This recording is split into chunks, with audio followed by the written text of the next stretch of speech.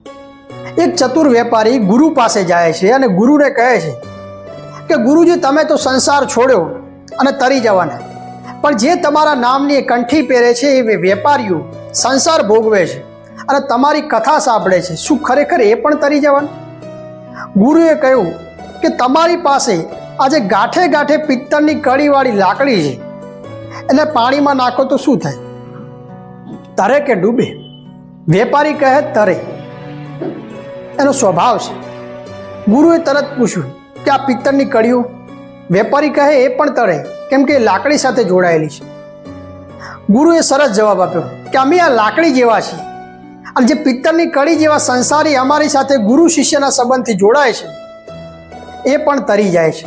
એટલે જ મારા વાલા, જેમણે સંસાર છોડ્યો છે એ તો મુમુક્ષ છે જ, પણ જે સંસારમાં રહીને ગુરુ દીક્ષા ગ્રહણ કરે છે અને ગુરુની યાજ્ઞામાં રહે છે એવા સંસારીઓ પણ તરી જાય છે.